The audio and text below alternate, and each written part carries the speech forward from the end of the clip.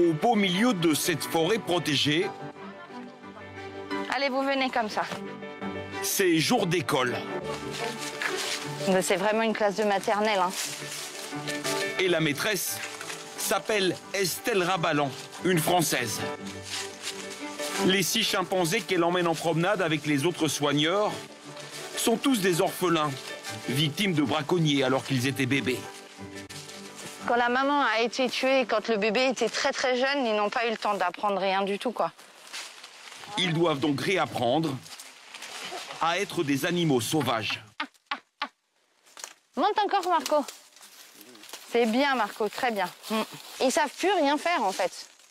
Et nous, déjà, il y a certains bébés, quand ils arrivent, ils savent même pas monter aux arbres. Ne serait-ce que ça. Ici, dans ce sanctuaire, ils ont trouvé une maman de substitution.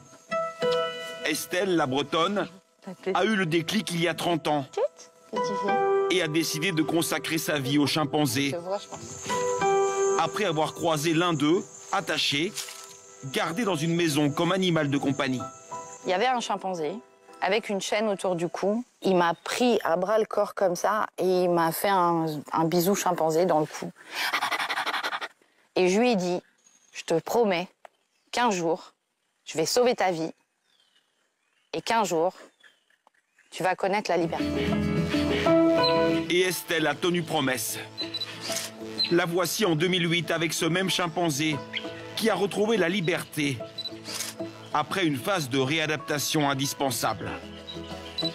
C'était le début de la nouvelle vie d'Estelle. Aujourd'hui, elle dirige ce centre de conservation pour chimpanzés. Bonjour, mon chaton. Il comprend une 60aine de pensionnaires. La plupart étaient aux mains de trafiquants d'animaux sauvages. Mais avant de pouvoir un jour les relâcher, il faut les garder dans des enclos. Leur apprendre à trouver eux-mêmes de la nourriture et de l'eau. C'est énormément de travail, le relâcher. C'est pas pour tous les chimpanzés. Il y a des chimpanzés qui sont pas faits pour être relâchés. Soit parce qu'ils ont trop de problèmes psychologiques, soit parce qu'ils sont pas assez matures, parce que la vie en liberté, c'est très dur. Pour certains, c'est trop tard, comme Goéla. Il est trop habitué à l'homme et ne pourra plus vivre en liberté. J'ai ma main dans sa bouche.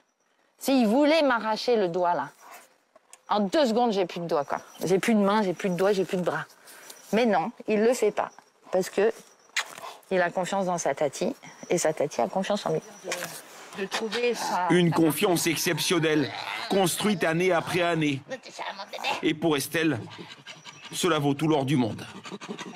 Il y a beaucoup de personnes quand même qui jugent qu'ils ont réussi leur vie parce qu'ils ont je sais pas combien de milliers d'euros dans leur compte en banque. Moi, je trouve que d'avoir sauvé des chimpanzés, ben, c'est mieux. Hein, c'est mieux. Après 30 ans de cette vie en Guinée, Estelle a repris la route pour ouvrir un nouveau centre dans le pays voisin, la Côte d'Ivoire. La nouvelle route du trafic de chimpanzés passe par ici.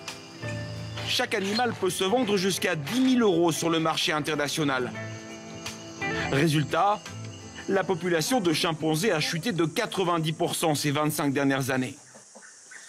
Moi, je donne avis favorable pour introduction avec les autres petits. Ce bébé vient d'être récupéré chez des particuliers. Il est présenté à ses nouveaux copains. Coucou, bébé. Doucement, hein. Impose-toi. Très bien.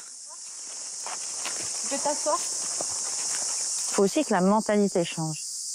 Et qu'un chimpanzé, ça vaille quelque chose aux yeux de la population comme étant quelque chose de très grande valeur.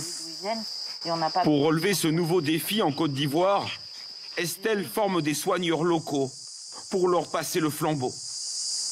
Awa, un des chimpanzés du sanctuaire, est malade depuis quelques jours. Ce n'est pas Estelle qui s'en occupe, mais Zakaria.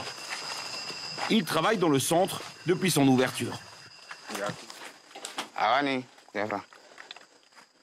Comme elle est un peu malade, elle veut vomir, c'est contre la nausée, pour qu'elle dégage ce qu'elle a bu. En tant qu'Ivoirien, je suis fier de travailler pour la conservation des animaux, je suis très fier. Une fierté partagée par tous ceux qui ont travaillé avec Estelle. Ce n'est pas une affaire de blanc, c'est une affaire de l'humanité, c'est une affaire de tout le monde. Voilà, et les grands singes comme les chimpanzés qui sont africains, c'est bien que l'initiative soit européenne, mais les Africains doivent s'en approprier. Aujourd'hui, les 2 sanctuaires d'Estelle en Guinée et en Côte d'Ivoire vont encore s'agrandir pour sauver toujours plus de chimpanzés. Le primate le plus proche de l'être humain, à qui la Française a décidé de dédier sa vie.